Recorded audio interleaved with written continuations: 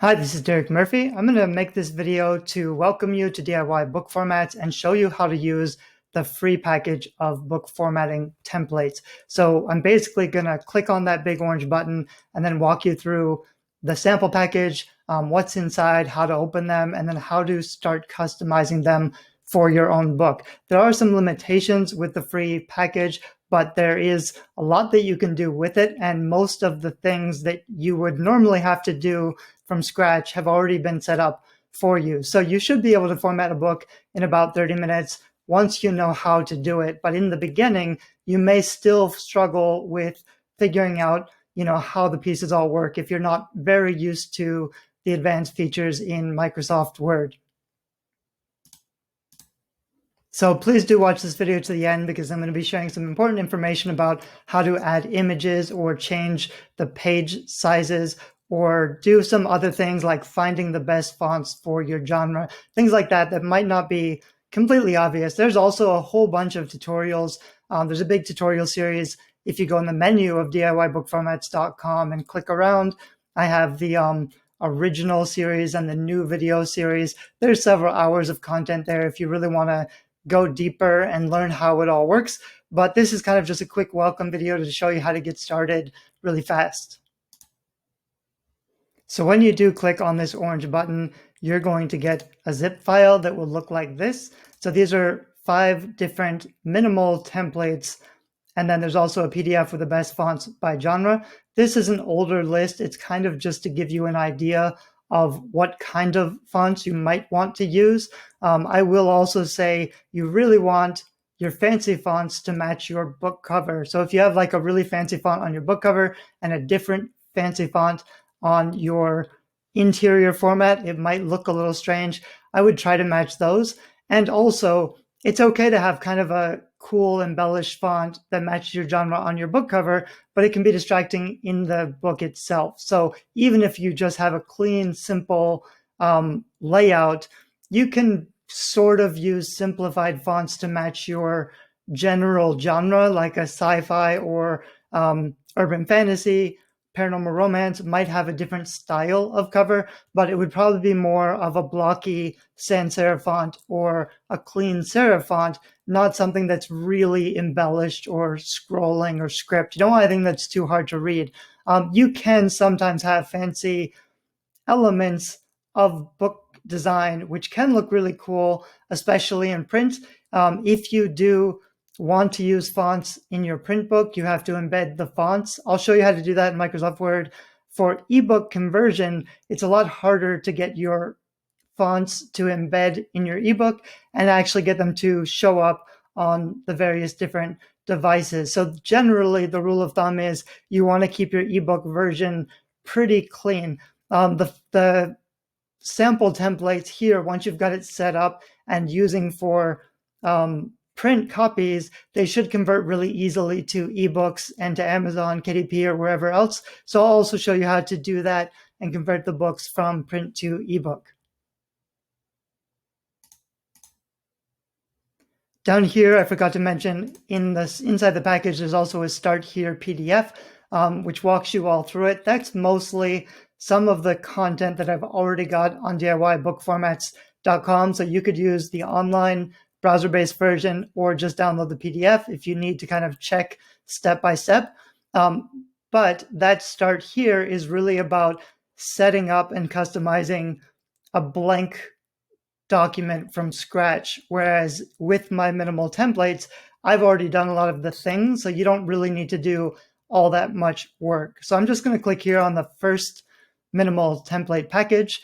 And what I have here in this document fonts folder, it looks like I've actually included the fonts for you. So something to note, I believe the way I've done this is that in the free package, I've only used free fonts. So these are fonts that are okay to use and they're okay for me to share. I can't do that with the premium package of templates because there's no way to transfer the font license, which means that even if I use the fonts, you would still have to buy those fonts for yourself. And just because you always want to be safe, I would check even these free ones, which I'm sure I've already done the research and checked, but it's always a good idea to just Google them on your own. Make sure that you find a site that says it's okay to use these for commercial use. You may need to install these fonts, or you may need to download the fonts. I think you could just click on these fonts and they would install on your computer, which is important because if you don't install the same fonts, then the template is not going to look the same until you install the fonts that I've used. One other thing that is kind of interesting, and I only learned this very recently, I believe I've used the OTF version of the fonts. You'll see here it says aleobold.otf.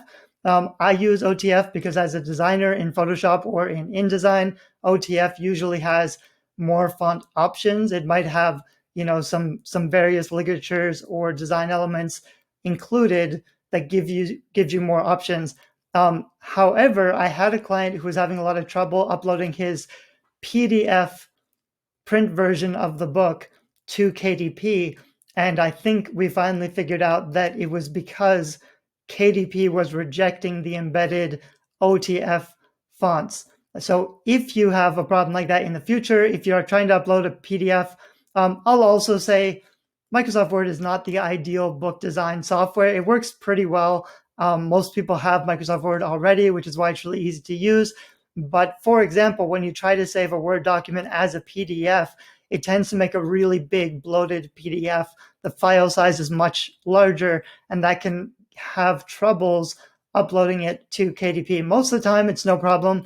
But if you do see that you're getting some weird errors and it's not working, you might want to check whether the fonts that you've embedded are OTF fonts.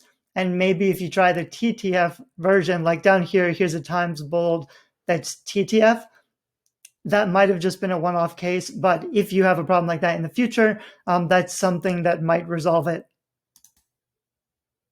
I already have all of these fonts installed, so I'm going to go back up one level. And you're going to need some kind of a software to unzip the zip file. Most people will already have some kind of a software on their computers to unzip zipped files, RAR files or zipped files. This is a zip. So if you can't even open like the downloaded package and you don't know what's going on, you're going to need something like WinRAR or WinZip, or there's a bunch of other software that can open zip files. Anyway, so down here I also have a PDF template. So that's basically just to show you what the template should look like. I've saved it as a PDF so that you can just open it and you'll be able to see what it looks like, because all the fonts are embedded in the PDF. So if you haven't, installed those fonts yet, this is sort of what it should look like as a base. In all the templates, this is sort of the what it looks like, the general layout. I've also included the fonts. I've listed the fonts that are included in each template. And then basically in every chapter, there's a different style. I think I use the same content. I might have just used dummy content after the first couple of chapters. This is just, I forget the word, but random Latin text. Basically, it's what people use when they're just filling out design templates. So there are different chapters. Each chapter has a different style. You can choose the one that you want. So I'm going to close this PDF. I also have, I'm not sure if these two are different or if they're the same, but there's a InDesign template, that's a pink one. It might not show up with a little logo if you don't have InDesign installed, but you won't be able to open this InDesign document unless you've got InDesign as a program. The only real difference between InDesign and Microsoft Word, and I'll try to show that to you, is that in Microsoft Word, it doesn't do a great job of spacing the words between the words in the justified text. For most books, you want justified text, which means that the lines reach from one end to the other and it creates a straight block of lines.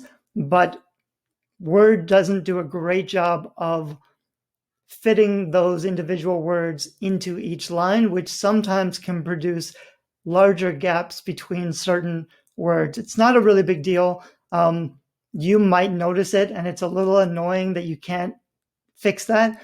InDesign does a better job of fixing the spaces between the words. You probably won't even notice, but if it is something that bothers you, that's the only difference. You may want to invest in InDesign so that you can use the InDesign template and solve that problem. So we have two versions of the Word document. They're the same, but one is a .doc and one is a .docx.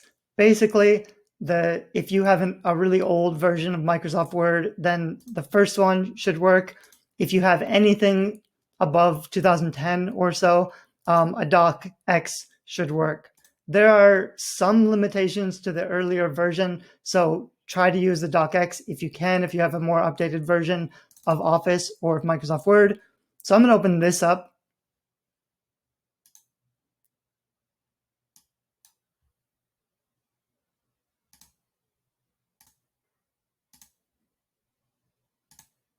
So this is basically what the template looks like right now on my Microsoft Word. Mine might look a little different from yours. For example, I've got Grammarly and Nitro Pro, which is a PDF maker, installed in my Microsoft Word. I have to click Enable Editing so that I can make changes on this document.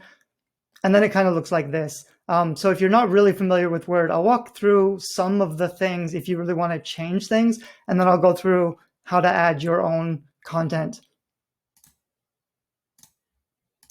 So to start off, all of my documents, I'm pretty sure, are 6:9, which is the most common format and size for paperback books. So if you go up to Layout and you go to Size, you'll probably have to click on More Paper Sizes and see that it's already set up at 6:9. If you wanted to change the sizes, this is where you would do it. So I have margins set up like this. The margins are already done. You don't have to do anything. I've already got a gutter, which means the extra space that goes on the left side of the pages that fit into the spine. There's usually a little bit of extra space there so that the words are closer to the edge of the page. You could change these if you want to. You could change the top or left or whatever, but they're also fine just to leave alone. So that's already done for you. If you wanted to change, this is where you would change the styles. Other popular sizes are 5:8, which I find to be a little too narrow. You would want to go to Whole Document and accept OK. This might shift around some of the words, so it might look a little bit different, but mostly it's going to look just the same if you're making minor size changes. So you don't really have to worry about anything else if you're making minor ones. Like I was saying, I think 5:8 is a little too narrow. I think 5.25:8 is a much better size. If you prefer something that's a little bit smaller, you want to shoot for about 250 pages for your paperback book. That's a good average size. So you may have to play around with the line height or the font or the text size to get that many pages. It's not really a big deal, but I find that, something that's 100 pages, 150 pages, it's going to look like your book is more valuable. It's going to feel a little more hefty if it's 250 pages. And the cost for printing will be maybe $1 or $2 extra. So that's something you can figure out on your own. That's just what I recommend if you're thinking about changing the size. You could also, for example, and this will depend on where you're printing. I know Ingram Spark has different printing options, but KDP Print is limited by what sizes you're able to print. 5.25:8 or 6:9 are my favorites. But for example, if you wanted to print a square book, like a children's book, I believe they have, I think they have an 8:8 size. I don't think they have a 6:6 size, but you'd have to check, and then you could just change the size here if you want to. I'm going to cancel that because, like I said, these are already fine at 6:9. You don't really have to change anything else. So going through this template, this is where you would change, book title. You can just call it whatever you want. There's some things that are going to be a little tricky. So I'll teach you a little bit about using styles here. What you want to try not to do is just type everything and have the same style, because then when you want to update one element, it's going to be hard to just fix that one element. So you'll see here where I put the cursor over book, it shows me that it's using the book title style that's already set up in this particular template. So if I wanted this second word to use the same style, I have to go up here to my styles and click on book title. Strangely, that looks a little different. So I must have a different font set. And you can see that the spacing is a little bit off. So what's probably happening is I have to go up here to line space options, and I can see that there's a big indent here for no reason. So I just have to remove that indent and click OK. And then you can see that these are two different fonts. You can change something to any font that you want, but if you don't also fix the style, then it's not going to happen automatically in the future. So I can see up here, this one is Aleo, and this one is Century Gothic. So it's using two different styles. It actually looks good sometimes to mix and match fonts. But all I would really have to do is highlight this one. Actually, I'm going to highlight this one because I know I just fixed that indent issue. I'll go up here to right click and update book title to match selection. And now this book title style template matches this style. So now if I highlight this one and click this again, oops, now it's not going to work. In this particular case, that's not working. So I'm just going to go up here and manually change this to Century Gothic so that they match. And then if I wanted to, let me see if I try that again now that I've changed the font. And I think the reason it's probably not working is I've probably used this style for some of the other elements. So it just gets kind of mixed and matched. Now what I would want to do, for example, if I try to backspace this and I hit enter again, it leaves this huge gap. That's because up here in the spacing, under line spacing options, I've already set a whole bunch of stuff for before and after this line, probably because I use it for like chapter headings, which I'll show you later. So for chapter headings, you don't want to just hit return and add extra space. You want to use the line height styles before and after the spacing so that you have space built into the style of your chapter heading. I'll show you more about that in a minute. But for now, I think I'm just going to leave it like that. I'm actually working on a book, which I'll show you, called A Prison or something like that.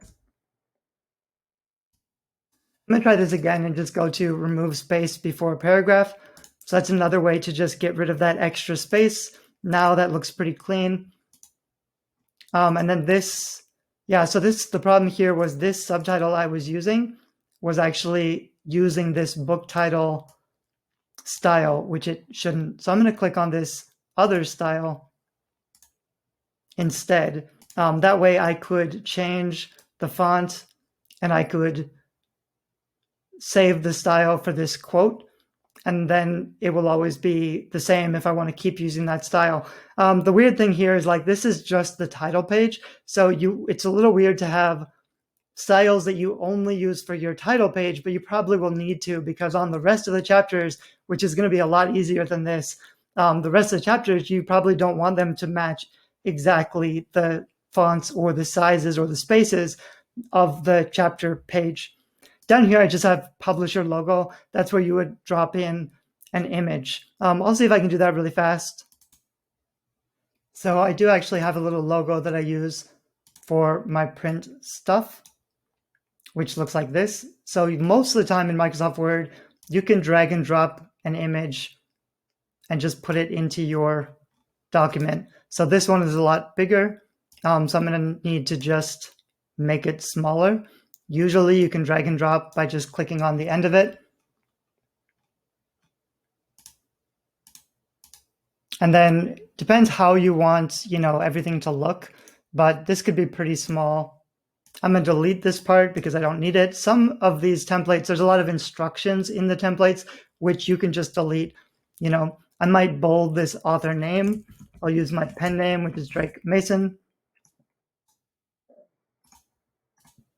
So now I have a title page, which looks fine.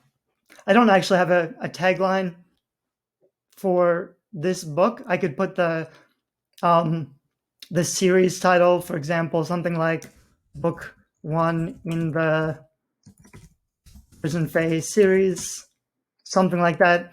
Anyway, this title page looks pretty good. It didn't take me very long. One thing to notice when you add images, if you are accidentally using like a paragraph style and the paragraph style has an indent, then it might be shifted to the side. So again, you would just go up here to the line spacing options. And if there was an indent, you could just get rid of the indent to make sure that that doesn't happen. I will usually keep a separate style, or I will know which of my styles don't have an indent. I usually have a first paragraph and a main body paragraph. So you can see that the first paragraph is all the way left adjusted and the main body has an indent. So I could just use the first paragraph and then center it, and then I know that my image is centered.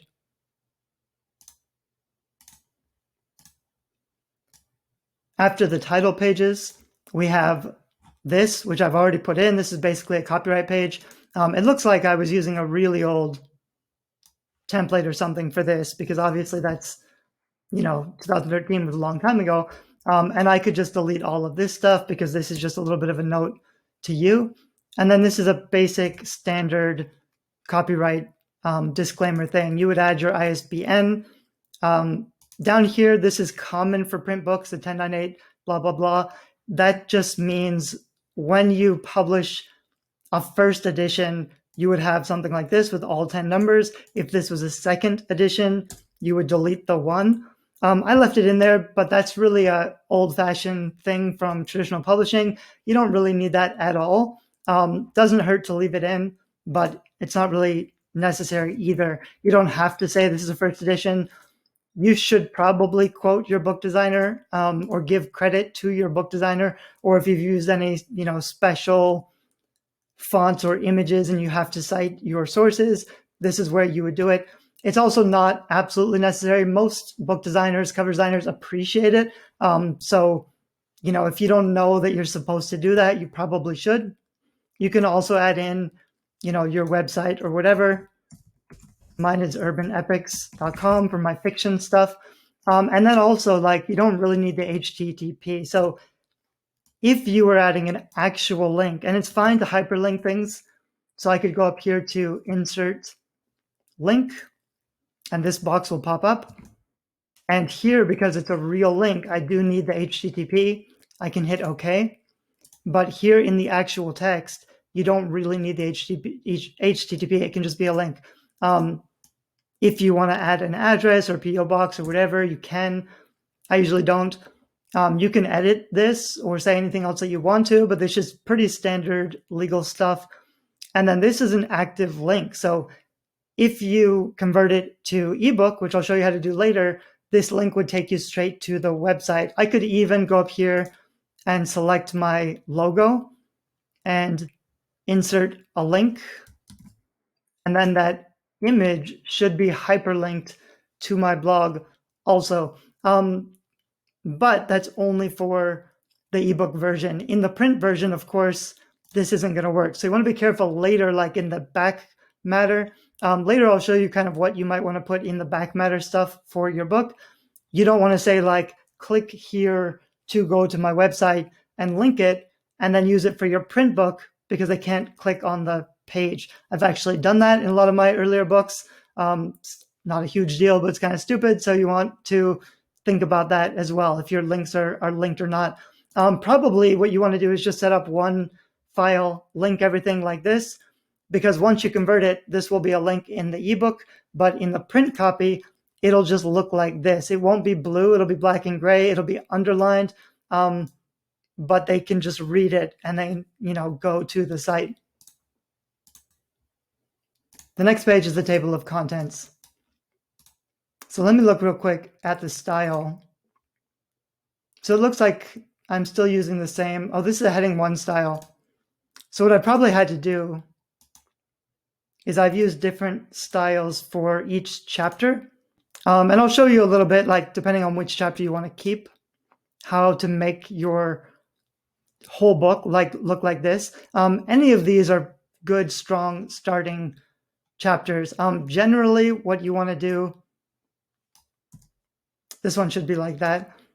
Generally, your text, your main text, should start about halfway down the page on the chapter pages. So like the first page of your chapters shouldn't have a header or a footer. And so the difference is if I click up here so that I get into my headers or footers, this one I have clicked on different first page, different odd and even pages, show document text. So all that means is when I break my chapter to a new chapter and it's a different first page, then the style that I set is going to continue through the book. This is already taken care of in my templates. You don't have to worry about it too much, but that's kind of what it means. If you get stuck, it can be a problem. Whereas my other normal pages, I've already got author name and the page number in there automatically. So they should just keep showing up as long as you fix the first case. It should keep showing up throughout the whole book. But when you're adding chapters, if you get stuck, you might have to go up here and check different first page, different odd and even pages. I'll show you more about that later when we go through and add my own content. Let me go back here to the contents page. These links, I've just linked to the fonts so that you can get the fonts. And then I have a little bit of instructions that you can just delete. Later, what you're going to want to do, once you've added in all your content, is if we right click here and go to update field, it should ask you update page numbers only, and you can say yes, and it will update all the page numbers for your whole document. I'll show you what that looks like because I'm going to add a few more chapters so you know how to use the templates. But first I'm going to try changing the style again. This Aleo I don't really like for what I've got in mind. So I'm going to change it to something simple like Open Sans. That's just a little bit cleaner. And I should be able to go up here to the heading 1, right click it, update heading to match. And again, like I was saying, basically all this means is that now my heading 1, which like this chapter 1 is using the same style, it just automatically switched. Everywhere in the book where I've used this heading 1 tag is going to look the same. That's why you want to use heading tags, because if I go through every chapter and then I decide to change the size of my chapter headings or the font of my chapter headings, I don't want to do all of that manually. I want to just go up here, fix it once, right click my style, and it will all just match. And then also you can see how I've got a bunch of extra space up here on top. That's because here in the line space options, I have the spacing already set. If you have a subtitle like this, it's this space after the chapter title that's going to be important for how much space you get before this subtitle. And then it looks like I've actually got a couple of paragraph space returns here, but I really shouldn't. What I should do is go up here to, I think it's because I just changed that quote thing, which I really should have a subtitle style here. So I could, I think, right click this and go to styles and create a style and then save this as a subheader or whatever. And then I could go in here to the line space options. And if I wanted to add more space before or after, ideally you wouldn't hit return and have these, extra spaces. It would just all be automatic so that you can't screw it up and all your chapters are going to look exactly the same. But for right now, let's say I kind of like this, but I want a drop cap. So I'm going to delete this part. Actually, I think what I'm going to do is just start adding some text and dropping in a lot of chapters, and then I'll go back through and I'll fix the styles to match the chapters. So before you add your content, you kind of want to figure out, generally what are your chapters going to look like? Am I going to use, and like I said, in this sample package, there are 5 different minimal templates. Each template has its own 5 styles. So you can look through, like this is a really clean one. I think it looks different now because I just changed that heading 1.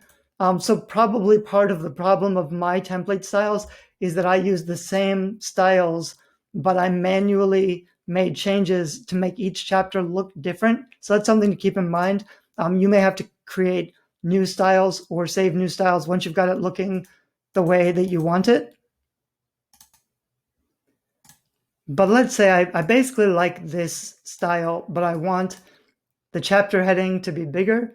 So I'm going to manually set this. And the reason this isn't really going to work right now is because if I change this heading 1, which I'm going to do, because I also use that heading 1 up here, I think, it's going to break what I was already doing, which is why I think I can go back and remove space again, and then it's fine. But that's why ideally you want different styles for your, the front matter stuff than what you're going to use for the actual chapters. Because otherwise, if you make changes for a style that you're using in other places, it could end up breaking something.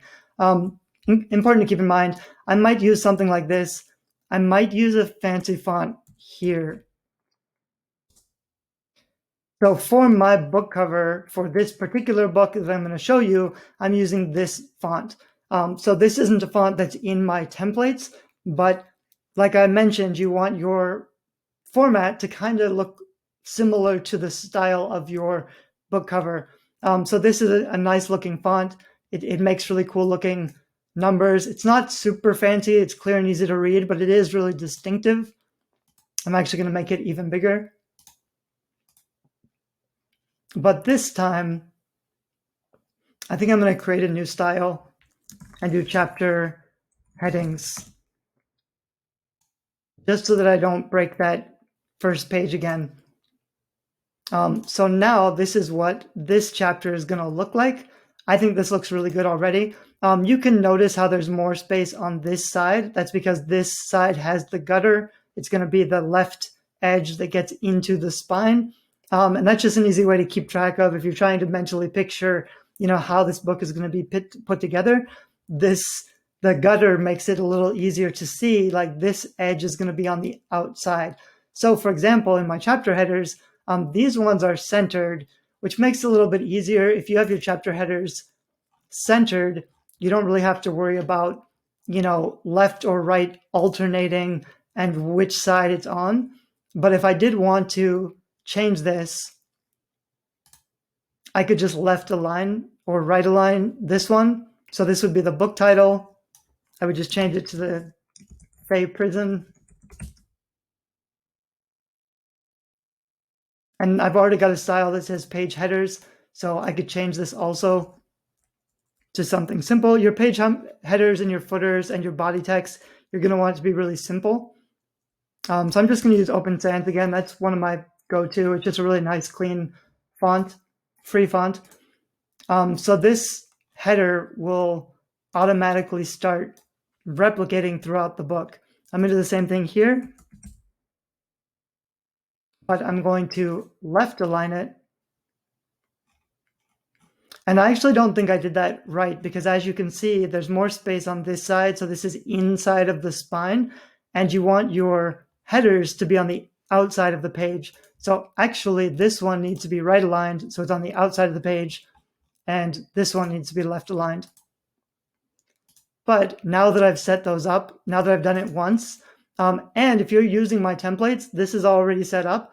So now I should be able to go back to my other chapters, and you can see that my headers have already been set up, and they're already going to automatically replicate through the whole thing, which is great. It makes it really easy. If I do decide that I like that, I probably want the page numbers to do the same thing. So now I just want to make sure my page numbers are also aligned to the edge of the page. And for some reason, this page number looks like I've got a different font set up. I don't think I set a style for page numbers, which is probably why it was, easy to mess up. I have Libra Baskerville set. So I'm just going to go down here and change this to the same font to match. I would want to make sure they're the same size or whatever. But now basically I've got my headers. There's already pretty good spacing between my headers and my body page text and my footers and everything. One of the things I really dislike about, for example, Vellum is another tool that works really well, but a lot of free online book formatting tools and even Vellum doesn't really do a good job of the spacing between the body text and the header text or the page footers, which bothers me a little bit as a designer. My templates look a little bit cleaner. The only problem with Microsoft Word is really, like I mentioned, it's actually hard to see, but for example, like in this sentence, you can see how there's a lot of space between those words, which you can't really fix. The only thing you could really do if that really bothers you is just change how your paragraphs are formatted. If you added a paragraph break so that you have a new indent, that's probably going to fix the problem. So it's just choosing, where you add your paragraphs. If you see any of those sentences that really bother you, that might be the fix. So I've already decided that this is the style that I like for my main chapters. And I didn't mention, but I should have with Microsoft Word, the reason I have this navigation pane over here is because I have View and Navigation pane clicked. So you want to make sure you have that clicked if you want to see all of your chapters, which you should do, because that's also when you convert to your TOC table of contents, especially when you convert it to an ebook, this is the information that the conversion is going to use to build the database inside your ebook, so that in the ebook reader, where there's a menu, you're going to be able to click on all your chapters. It's going to match this. So that can look a little weird if you have a lot of subtitles or different pieces of information. This is only going to take information from the heading tags, heading 1, heading 2. So if you have some information, for example, in the subtitles, if I don't want my subtitles to show up in the navigation pane, I'll just make sure that my subtitle style is not using a heading 1 tag. The other fun thing you can do with the navigation pane is you can actually drag and drop whole sections around. So I'm actually going to take this chapter 4 and just drag it here to the front. Then I can change this to chapter 1. And then I can delete these other ones. I can just go here, right click to delete.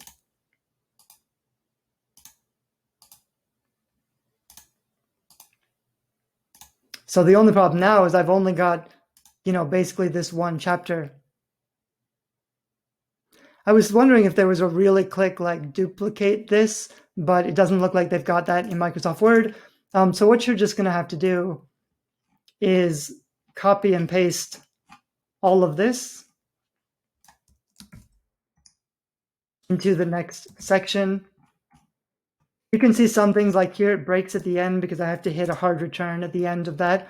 One thing I also haven't mentioned is you don't want to use any tabs in your manuscript. So if you've already finished your manuscript and you've used tabs, you're going to have to highlight and remove all of those tabs.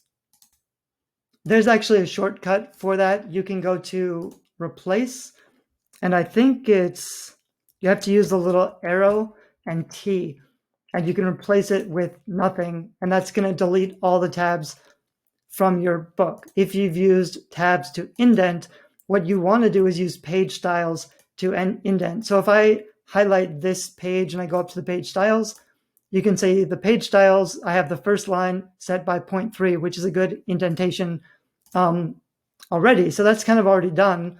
And that's because I'm using the main body page style.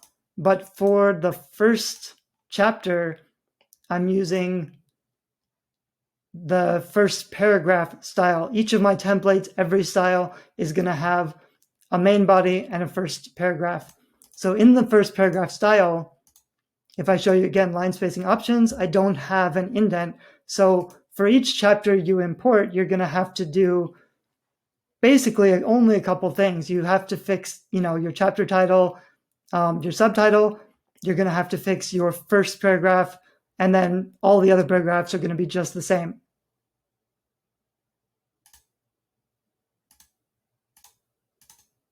The other thing that's not automatic is going to be this drop cap, which I wouldn't necessarily recommend doing anyway. It's a little bit weird to convert a Word document drop cap to an ebook. So your ebook might be cleaner without it. I think if you format with my templates and then you try to use Kindle Create for Microsoft Word, they do have a drop cap option, but it's a little bit buggy trying to do drop caps in Microsoft Word and converting them to ebook.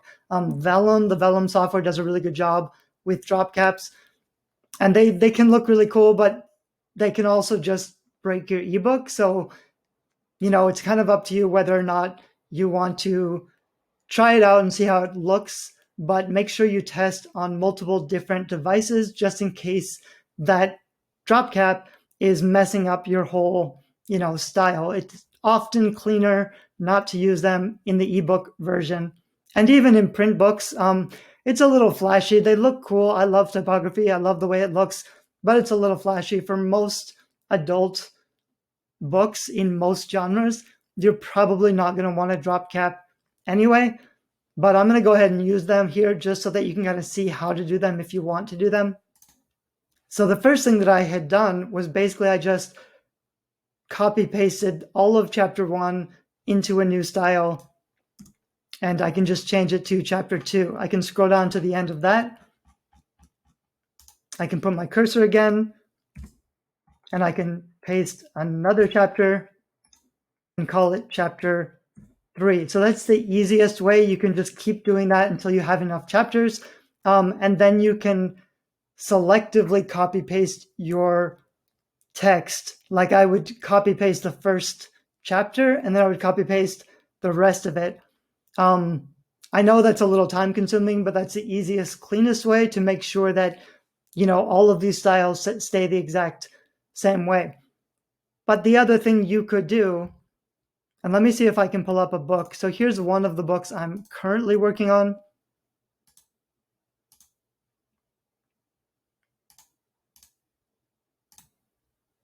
So you can see in my document, I've already set up the navigation. I've already made at least the section breaks between each section, but I haven't, for example, set the indents right for my first paragraph or the spacing or anything. I've already done 3 chapters, so let me go to chapter 4, and I'm going to just copy paste a few chapters. So this is what you would do if you've already got a manuscript and you just want to dump your whole manuscript into my templates. You're just going to have to go back and set up the heading files, which is pretty quick and easy. So I'm going to show you how to do that. I'm going to grab 3 or 4 chapters here and then just paste them into the template that I've already started setting up.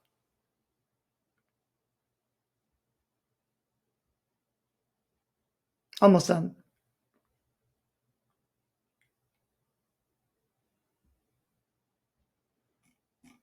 Okay, so I've grabbed 3 chapters, I think. I'm just going to select copy paste. I'm going to go down here to the end of chapter 3.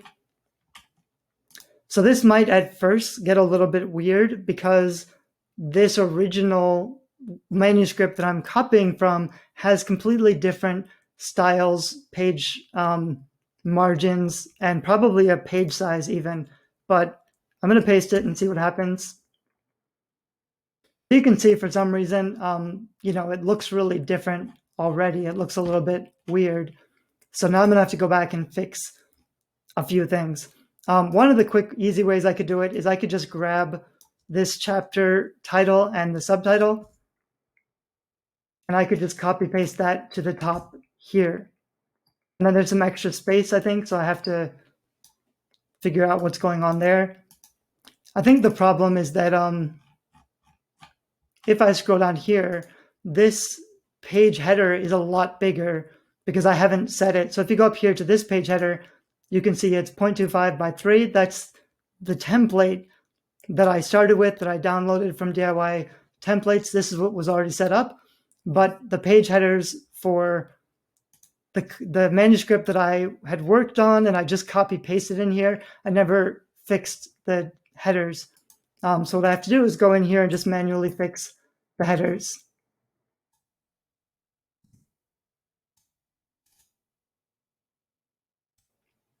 And then I can just change this.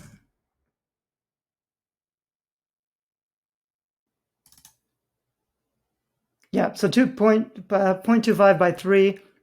I've just made the same change to the top of chapter 4. So at least the size is the same, but it looks like it's not continuing the same details here. So I'm going to have to select this. This actually probably would have been a lot cleaner. What I really should have done is turn this into a simple text file first, or I could have copy pasted all of this text into a text document and then insert it into my manuscript, into the template, and that would have worked a little bit faster. So real quick, I'm actually going to try that again. I'm going to go back in here. From the end of this chapter, I'm going to go to Layout, Breaks, Next Page. I selected all of that text from my manuscript into a text document. I'm going to try pasting that text. And so now, as you can see, it used the paragraph style rather than the style that I was using for my original manuscript, and the headers and the footers and the page numbers all stay the same size. So that's actually better.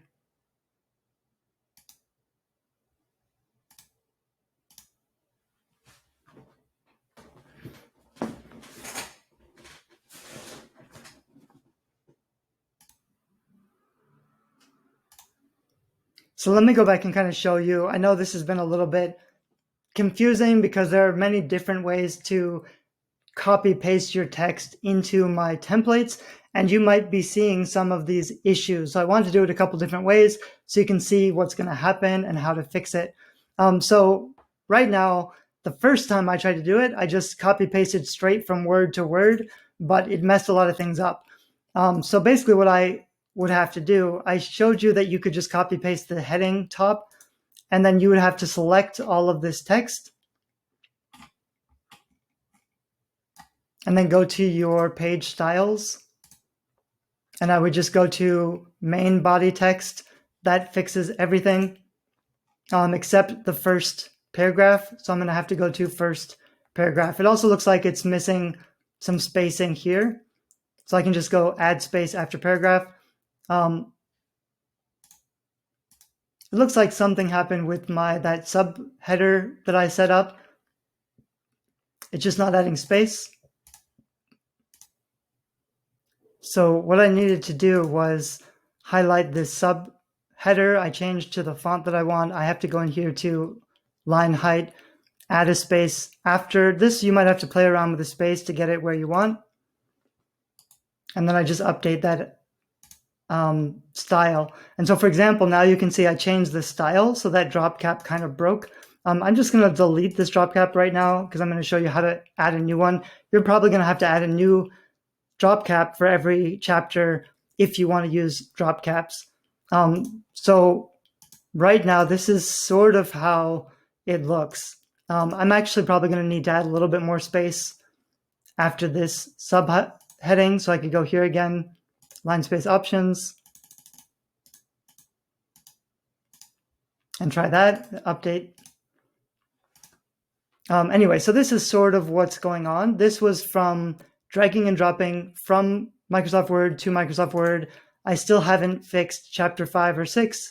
Again, I would just have to go here to add the main body fonts. This one, I would add the first paragraph, so there's no indent. This one, I would add the heading.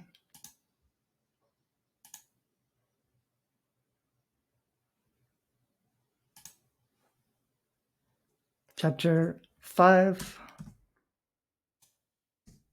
And I would add the subtitle. Once you've got your style set up, and that's why you want to set up your styles first, because once you know what you're looking at and what you want, and you set up your styles and your spacing and everything, then it's a lot faster to just go through and fix things. So that's one thing. That's one way to do it, where you copy from Microsoft Word, but you might have to fix the styles on everything. But the other way I showed you, which is actually a lot easier, was here. After the end of chapter 3, what I had done was I copy pasted from Microsoft Word into a text document, because the text document will strip all of the extra formatting stuff, and then pasted it in. So it already looks much better, and I don't have to worry about fixing my headings or anything. The problem with the Microsoft Word is when I copied from my Word document into this Word document, it also pasted the headings and the margins and everything else. And I shouldn't really want that. I just wanted the text to be copied. So if you clear all the formatting, or you paste it in text first and then into the templates, it's going to come out a lot cleaner. But now what you can see is that it also got rid of all the heading stuff. So this is a lot faster. I just go to chapter headings. This is 4. I go to the subtitle.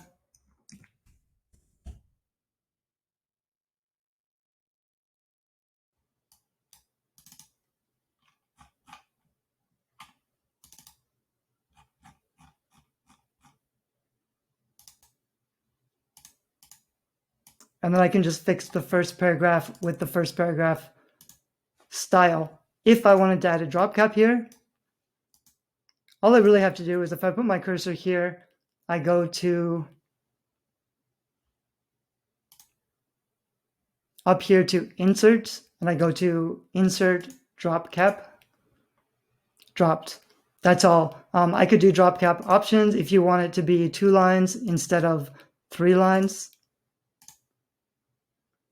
And that'll just take the first letter and change it to a drop cap. But you want to do the drop caps last, because if you change anything else, if you change the fonts or the spacing or anything else, your drop cap is not going to automatically resize to fit the space. So you want to fix everything else and get through all of your chapters first. And then if you want, go back and add drop caps later, just to make sure that they don't get messed up. So I know that seems a little bit messy, but let me do it a little bit faster. So the other way to do it, I basically copy pasted a lot of stuff in there. So let me delete a few things. These were the ones that I pasted in that didn't really convert very well. And what I can actually do is search for chapter. And you can see that it automatically finds where I had written chapter 5, instead of needing to scroll down and find every chapter and know where they are. So what I'm going to have to do here is layout, break, next page. Then I will highlight this, go chapter headings. I usually will take my scroller and go backwards, just in case I accidentally added an extra space there, so I can delete that space.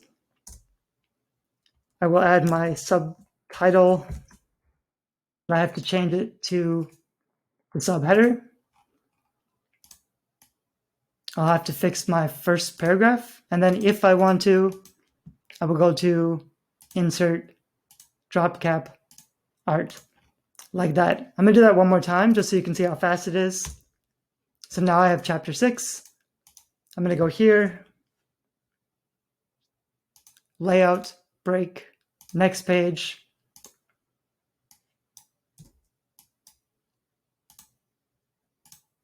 Chapter heading, delete the extra space. Subtitle.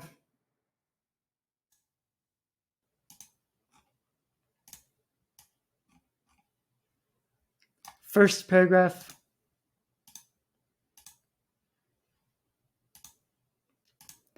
Drop cap. Anyway, so if you're using my templates, once you've got a style set up, once you've set your styles the way that you want them, then you can go through pretty quickly. If your book has 100 chapters, this is going to take a while, but even so, it takes me maybe 30 seconds to do each chapter. So it still could, you could finish formatting your whole book in about 30 minutes. It's not an instant, drag and drop your manuscript magical thing. Vellum does that really well. There's a new software coming out for PC users called Atticus, which I'll link to down below. Both of those are a little bit more easy to use, but they don't have the same amount of design flexibility. If you want to add your own fonts, if you want to add your own style or change the spacing between, the line height or the spacing between the headers or the footers or any of that stuff, formatting in Microsoft Word allows you a lot more freedom, but it can also be, it's a little bit frustrating because it takes a little bit more time. But that's why I have my templates. My templates save you a great deal of time because, like I mentioned, even just, once I drag and dropped my text document in here, all I'm really doing, the headers and footers are already done. The page numbers are already automatically updating. So all I'm really doing is the first, like the chapter start page. So however many chapters you have to do, you have to fix that page that many times. But everything else is going to look great with my templates. You don't really have to worry about it. And it gives you a lot more freedom. And, it's free if you download the free templates, or I've got all these other premium templates, which just have a lot more features and bells and whistles. Depending on what type of book you're writing, if you don't immediately see a style that you really like in the free templates, or if you're worried that, I think 20 or 30,000 people have downloaded the free templates. If you're worried that you want your book to be a little more unique and a little bit different, you might want to download the premium templates because you'll have a lot more design options. So your book will make sure to not just look like a template. It'll be a little more stylish and unique. But mostly, if you're going to be changing your own, like I mentioned, I changed the chapter headings to a unique font that fits my book cover. So if you're making slight changes anyway, which you really should be doing, then there's no chance somebody else's book is going to look exactly the same as yours. So real quick, let me mention just a few more things. In the back, I have an About the Author page, which you can use if you want to.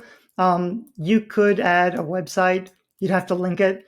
You could add images if you want. So let me show you how to add an author image if you want to. Microsoft Word is not great about adding images, but I will show you kind of how to do that. Let me just make this one smaller.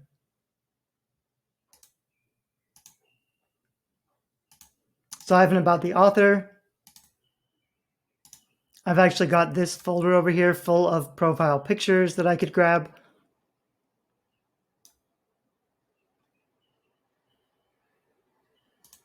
So I'm just going to grab maybe this one, toss it in there. You want to make sure if it's going to be, centered or if it's going to be full width.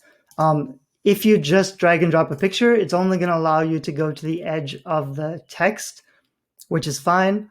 If you wanted to make it smaller, it should also center it. But then I could also, if I double click on it, it'll bring up my images option, and then I could position it where I want. So for example, to the left of the text, and then I could drag and drop it down a little bit. Microsoft Word doesn't do a great job with padding or spacing, but there are ways around it. The problem is, like with Microsoft Word, if you have a really short column, then those gaps between the words are going to be a lot more noticeable, which kind of sucks. But I could try changing this to a first paragraph. Fixes a little bit, but not really that much. And then I think if I wanted to add extra space or padding around it, hold on a sec. Yeah, I would have to double click on the image. I'd go up here to wrap text. I'd go to more layout options. And then here I can add distance from text. So if I wanted to, probably at the right side of it, just increase the text, the space between the text a little bit. That just adds a little more padding around the sides of the images. That's really nice. If you play with it enough, you might add enough space so that you don't get those big breaks between the words. But it is a little finicky. And you also have to remember, once you convert it to ebook, ebooks are made for reflowable text, which means it's not going to look the same as it does here, which might actually make it look pretty bad. So if I was doing this maybe for a print book, I might try to align it this way. It might be, a little frustrating to get it to look exactly the way that I want it.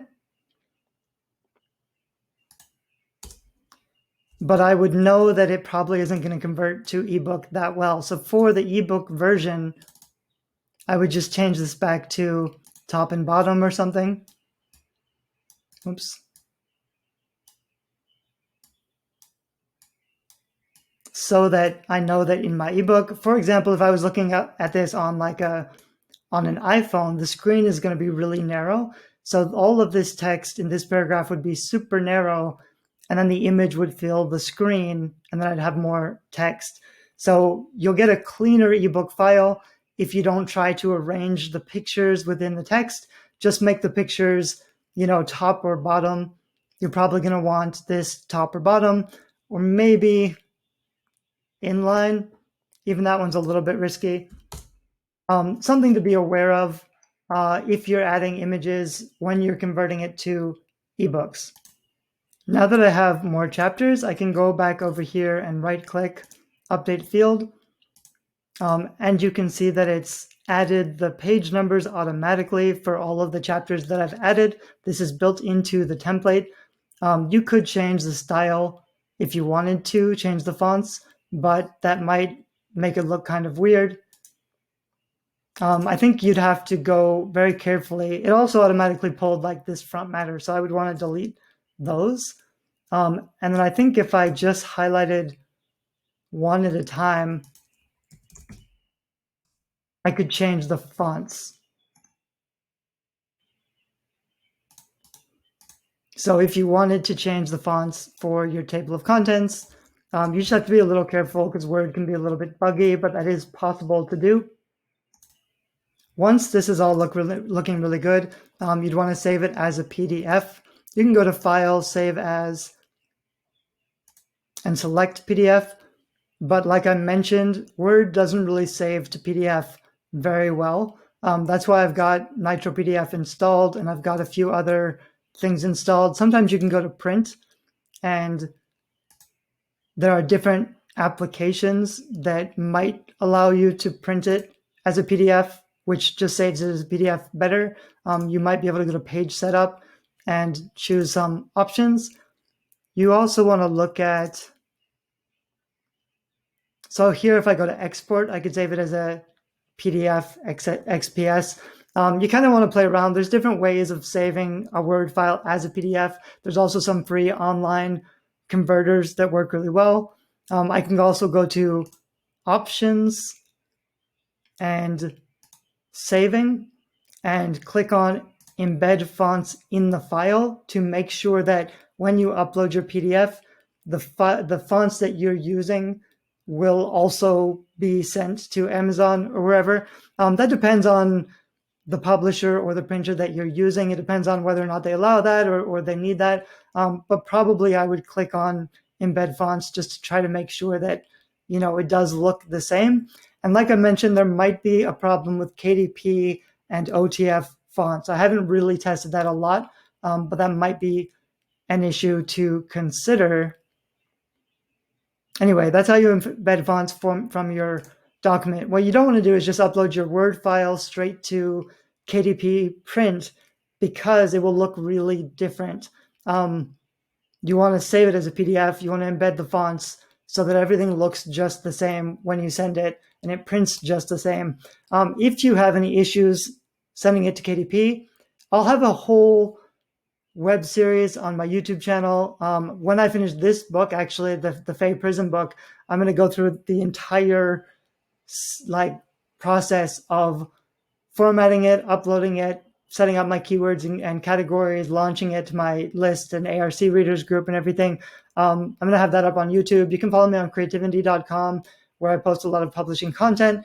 You can also grab the free 3 books that are down below on this page, just to learn kind of how that whole system of launching your book works, because that's a whole different thing. But generally, save it as a PDF, embed the fonts, upload it to KDP. It should work fine, but you may need to do a little bit of troubleshooting. If it's easy because you do have to do some custom stuff with Microsoft Word, even with my templates. It's easy to make a mistake somewhere and they may not accept your PDF. So you have to go back and revise it a little bit or fix something. It's not a big deal, but it can be frustrating if you don't know where, what the error is. When you're uploading to the ebook, you can usually upload your Word document straight to KDP, and it will convert it pretty well to an EPUB for KDP. It won't embed your fonts, but most of the spacing should all look fine. So you could try that first. That's the easiest thing to do. But you can also try a formatting software like Vellum I mentioned, does really good ebook formatting.